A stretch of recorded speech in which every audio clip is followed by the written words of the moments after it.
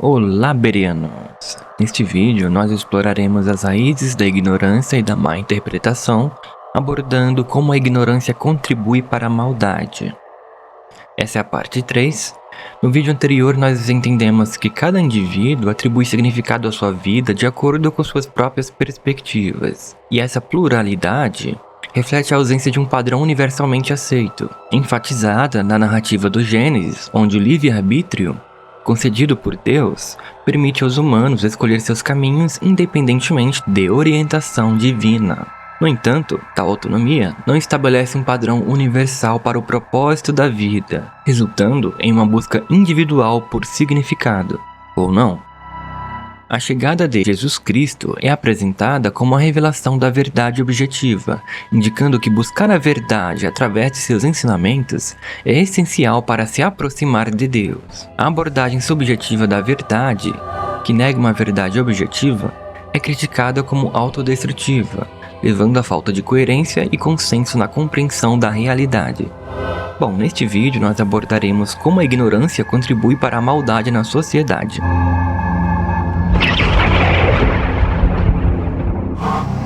A filósofa Lucilena também diz que a sociedade progrediu na tecnologia.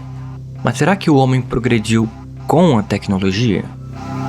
Ela argumenta que, por trás de todas as questões globais, reside um indivíduo que carece de maturidade, humanismo e valores éticos. De fato, é válido destacar que o avanço tecnológico, médico e científico não implica necessariamente em um aprimoramento intrínseco do indivíduo, nem em um progresso de caráter, pensamento ou espiritualidade. Tais avanços caracterizam-se essencialmente como um progresso no conhecimento material, focado na ampliação do entendimento científico e tecnológico. Ela também argumenta que a sociedade carece da habilidade de ganhar coletivamente. De acordo com a filósofa, para a sociedade alcançar verdadeiros ganhos, cada indivíduo deve buscar seus próprios ganhos isoladamente. Portanto, em uma competição envolvendo 100 participantes, é necessário que 99 experimentem a derrota e apenas um alcance a vitória, não havendo espaço para a totalidade ou mesmo para uma proporção significativa de vencedores. Então a sociedade não ganha com, mas ganha sobre. Assim, constata-se que a sociedade não se caracteriza por ganhar por meio de colaboração, mas sim por prevalecer sobre as circunstâncias. Portanto, o sucesso se ergue sobre as falhas dos outros. É como se fosse imprescindível a existência de indivíduos derrotados para que alguém possa se considerar vitorioso. Ela argumenta que é precisamente por essa dinâmica que a sociedade não se caracteriza pela fraternidade, solidariedade e humanismo. A crença de que o sucesso depende da derrota alheia pode levar à prática da trapaça, ao egoísmo e ao desejo de sobrepujar o próximo apenas para obter uma sensação de vitória, quando na realidade, tal atitude não é necessária, uma vez que é possível alcançar o sucesso de forma colaborativa. Indivíduos dotados de um padrão de pensamento similar podem ter sido influenciados por um fenômeno conhecido como Schadenfreude, caracterizado pela experimentação de satisfação em face do infortúnio alheio. A etimologia da palavra alemã derivada da composição Schaden refere-se a dano, sofrimento, perda, e Freude indicando alegria e contentamento, denotando, portanto, a experiência de prazer em face da desventura alheia. Mesmo os seres humanos mais inclinados ao altruísmo podem ter experimentado em algum momento a influência dessa emoção que gera prazer ao testemunhar o infortúnio alheio. Isso é fato. Se alguém cair perto de mim, eu dou risada. E outro problema social, possivelmente derivado desse fenômeno, é provocar ou induzir situações desagradáveis com o intuito de experimentar prazer. Embora muitos possam sentir prazer ocasionalmente na desgraça de outros, sem serem agentes causadores diretos da mesma, há aqueles que deliberadamente buscam causar o infortúnio para usufruir do sofrimento alheio. O verdadeiro problema reside naqueles que adotam a causação de desgraças como um padrão para a obtenção de alegria, o que sugere uma desordem moral ou psicológica mais profunda. Na Bíblia, esses sujeitos são categorizados como depravados. Nós lemos em Provérbios capítulo 16, versículo 27, que diz: O homem depravado cava o mal, e os seus lábios há como que fogo ardente. Então, cavar o mal ou cavar falta implica na intencionalidade de instigar a ocorrência de determinadas situações, direcionando seus esforços para induzir erros em outros ou colocá-los em cenários desagradáveis, com o intuito de observar seu sofrimento. Certos sujeitos adotam essa prática com o propósito de promover a ocorrência de uma situação específica, permitindo-lhes, assim, atribuir a outrem a realização do ato que eles próprios tentaram instigar. Tal conduta é considerada repugnante e demonstra uma significativa carência de caráter e integridade moral. O versículo refere-se a esses sujeitos como imprestáveis ou depravados, e realmente tais indivíduos moralmente são equivalentes ao resíduo orgânico que produzem. Aqueles que deliberadamente instigam falhas geralmente concebem preconcepções, formando conceitos incorretos sobre outrem, identificando possíveis vulnerabilidades para promover o erro alheio. É possível que abriguem sentimentos de raiva reprimida, os quais motivam a intenção deliberada de terceiros ao erro.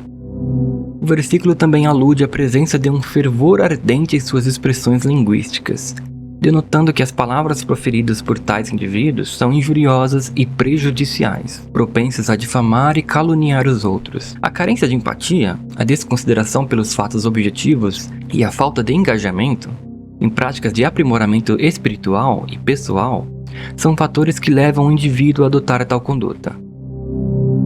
Este comportamento pode também estar associado a pensamentos obsessivos e gatilhos mentais, sendo recomendado o tratamento como uma abordagem ideal. Veja o que diz Provérbios, capítulo 3, versículos 29 e 30. Não planeje o mal contra o seu próximo, que confiantemente mora perto de você. Não acuse alguém sem motivo, se ele não lhe fez nenhum mal.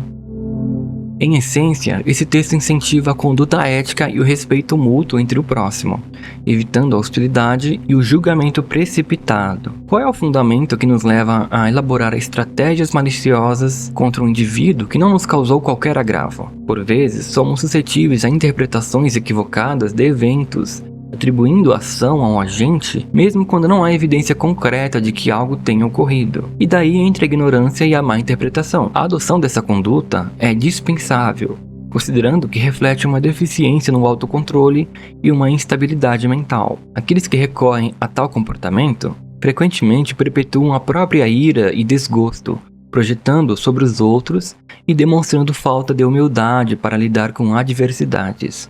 Boas pessoas preferem ficar em paz. Por isso pode ser interpretado como maldade do indivíduo, pois os maus não têm paz.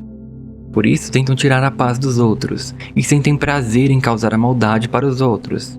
É como diz Isaías capítulo 57, versículos 20 e 21, que diz: Mas os maus são como um mar agitado, que não se acalma, e suas águas trazem à tona algas e lama. Não há paz para os que são maus, diz o meu Deus. O versículo menciona que os maus são como um mar que nunca se acalma, ou seja, estão sempre em movimento, ou seja, estão sempre ressentidos ou irados com alguma coisa. E suas águas trazem à tona as algas e a lama, ou seja, sua ira perpétua os leva a tirar a paz dos outros. Eles estão sempre em guerra, e uma guerra que muitas vezes não existe, que é fruto de uma mentalidade doente. Então o indivíduo atinge o bem-estar pessoal às custas do bem-estar dos outros. Tem também um texto de Provérbios, capítulo 10, versículo 23, que diz que é um prazer para o tolo praticar a maldade. Então esses indivíduos encontram prazer nisso. Quando se encontra felicidade ao ver outra pessoa sofrendo, isso pode indicar um desequilíbrio na forma de pensar. A vida tem altos e baixos. Basear a felicidade em algo mutável pode causar instabilidade emocional, porque todos procuram ser felizes e ter sucesso. Mas se sua felicidade depende do sofrimento dos outros, é provável que acabe na frustração e tristeza. O indivíduo que busca instigar outros muitas vezes carece da maturidade para enfrentar as consequências de suas ações. Um dos principais equívocos da humanidade é cometer erros e tentar evitar as consequências em vez de aceitá-las. E convenhamos que certos problemas são gerados pela mente e não possuem realidade tangível externa. A sugestão de que esquecer problemas pode contribuir para uma maior sensação de felicidade é uma ideia comumente aceita. No entanto, é importante salientar que confiar exclusivamente em suposições intuições pode ter consequências negativas, pois negligencia a necessidade de uma avaliação mais crítica e fundamentada. O desafio associado à ruminação de pensamentos negativos reside na tendência humana de direcionar a atenção para aspectos desfavoráveis. Essa focalização pode predispor o indivíduo a buscar ativamente as evidências desses elementos negativos, mesmo na ausência objetiva dos mesmos. Consequentemente, há uma propensão para interpretar as ações dos outros de maneira desfavorável, mesmo quando não há intenção negativa subjacente. Não é que o ato de pensar em determinadas coisas por si só cause a manifestação dessas coisas no mundo real. Eu não considero isso uma lei universal. No entanto, quando dedicamos uma quantidade significativa de tempo e energia mental a um assunto específico, é comum que nossa atenção seja direcionada para encontrar evidências desse assunto em nosso ambiente. Isso pode levar a um viés perceptual, onde tendemos a perceber apenas as informações que confirmam nossas expectativas prévias, ignorando o contexto mais amplo. O reconhecimento desse fenômeno constitui o primeiro passo em direção a uma percepção mais abrangente e imparcial da realidade. É crucial compreender que nosso viés cognitivo pode distorcer nossa percepção da verdade objetiva. Ao aceitar essa premissa, estamos mais propensos a reconhecer e corrigir nossos próprios vieses, permitindo-nos enxergar uma imagem mais completa e precisa do mundo ao nosso redor. A Bíblia diz, Provérbios capítulo 4, versículo 23, fala assim, Sobretudo, o que se deve guardar, guarda o teu coração. Sobre dele procedem as saídas da vida. Então a palavra leb, traduzida como coração, pode significar ser interior, mente, vontade, coração, inteligência. Assim, as decisões e direcionamentos em nossas vidas são resultantes das interações complexas entre os nossos pensamentos e emoções que ocorrem no nosso coração. Por isso é importante controlar o que pensamos. Pode ocorrer ocasionalmente que a mente entre em um ciclo de busca por problemas, uma condição popularmente referida como procurar sarna para se coçar. E essa ocorrência levanta a questão: qual é a origem desse padrão de comportamento? Por vezes, algumas situações ocorrem de forma intermitente, causando trauma ao indivíduo. Mesmo após o término dessas ocorrências, os sentimentos traumáticos associados podem ser reprimidos, resultando em um medo persistente de que tais situações se repitam. Além disso, podem surgir gatilhos mentais que reacendem as emoções experimentadas durante o evento traumático. Isso pode levar o indivíduo a buscar ativamente por circunstâncias semelhantes, na tentativa de prever ou evitar a recorrência do trauma. O medo, como uma resposta emocional, tem o potencial de desencadear perturbações cognitivas, levando o indivíduo a conceber pensamentos distorcidos e irreais. Estes pensamentos, embora desprovidos de fundamentação objetiva, podem se tornar reais para o indivíduo. Do ponto de vista psicológico, é mais ou menos isso. Se por acaso eu emitir alguma informação equivocada, solicito que algum psicólogo ou psicanalista presente me corrija, por gentileza. Bom, o dilema reside no processo cognitivo pelo qual um indivíduo antecipa eventos negativos fictícios e agindo emocionalmente, como se esses eventos tivessem ocorrido. Essa percepção distorcida pode levar a atribuições errôneas de culpa a terceiros, baseadas na crença infundada de que seus pensamentos são reais. Subsequentemente, o indivíduo pode buscar evidências para validar suas suposições, cavando falta, enquanto inadvertidamente se envolve em um ciclo de auto-engano. No entanto, ao evitar a busca ativa por problemas desnecessários, é provável que experimente uma maior sensação de felicidade e mantenha uma saúde mental em equilíbrio. Embora talvez seja desafiador, adquirir essa habilidade requer um nível significativo de autoconsciência e busca contínua pelo autoconhecimento. É um processo individualizado de exploração e aprimoramento pessoal, e não há uma fórmula totalmente objetiva para alcançá-lo, porque depende de cada um. A prática de cavar falta e maquinar malignamente acarreta não apenas danos ao indivíduo alvo desses sentimentos, mas também afeta outros indivíduos que não estão diretamente envolvidos no objeto do ódio. Por exemplo, dentro de um ambiente corporativo, prejudicar deliberadamente o desempenho de um colega de trabalho repercute negativamente não só sobre esse indivíduo, mas também sobre os outros colegas e sobre a corporação como um todo. Da mesma forma, no cenário hipotético de planejar a morte de um indivíduo presente em um avião, com o implantar de uma bomba, as consequências se estendem além do alvo inicial, resultando na perda de vidas inocentes. Portanto, a manifestação do ódio torna o indivíduo inconsequente e imaturo, conforme indicado na sabedoria contida nos provérbios, que caracteriza a ira como uma manifestação de insensatez. Assim como o diabo em João capítulo 13, versículo 2, colocou na mente de Judas para atrair Jesus, assim também pode colocar na mente de pessoas suscetíveis a ele para atacar sem que o indivíduo se aperceba disso. Mas basta estar suscetível ao diabo, dar lugar ao diabo. A Bíblia também diz para não darmos margem para o diabo, então ele pode nos influenciar a fazer o mal.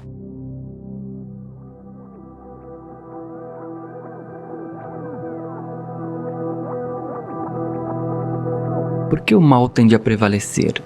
Talvez soe estranho, mas é um fenômeno comum. As pessoas, nós, frequentemente sentimos atração por aspectos negativos. Existe uma tácita complexidade que passa despercebida. Cientificamente, lembrar-se de uma experiência traumática é crucial para a nossa sobrevivência, sendo priorizada em relação à memória de eventos agradáveis.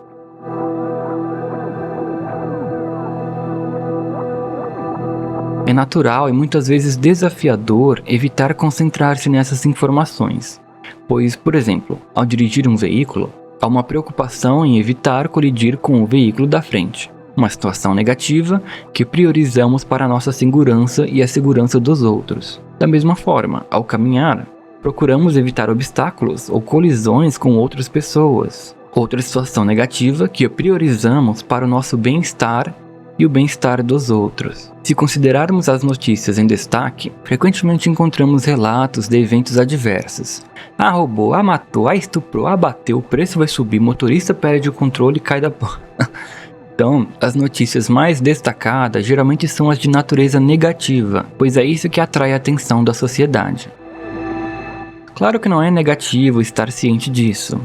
Muitas dessas informações são relevantes para a nossa segurança. No entanto, é interessante notar que, apesar de desejar coisas positivas, a sociedade muitas vezes mostra um interesse inconsciente por assuntos negativos. Desde notícias até fofocas do cotidiano, é comum que essas conversas envolvam eventos negativos ou ações prejudiciais, e sem perceber, acabamos promovendo tais acontecimentos ao discuti-los. Portanto, é comum que a sociedade sinta-se compelida a discutir eventos negativos, embora ironicamente não deseje experienciar as mesmas situações pelas quais se sentem atraídas em falar ou discutir ou testemunhar outros enfrentando, indicando que a mente humana não está intrinsecamente alinhada ao que é empiricamente saudável.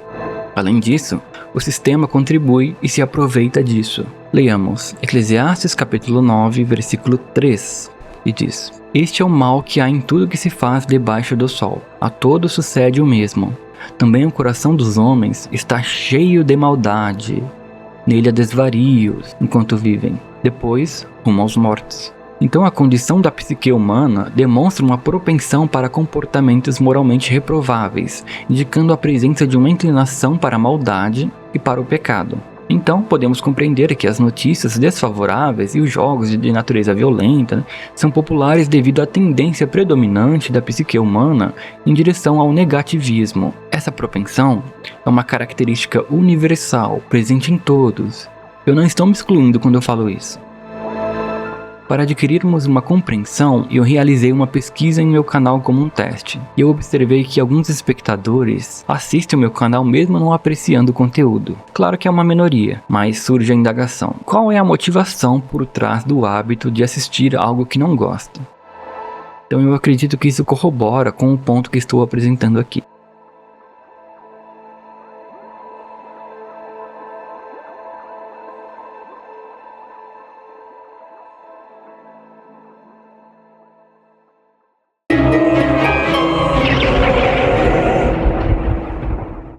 Bom, esse foi o vídeo, aguardem a parte 4.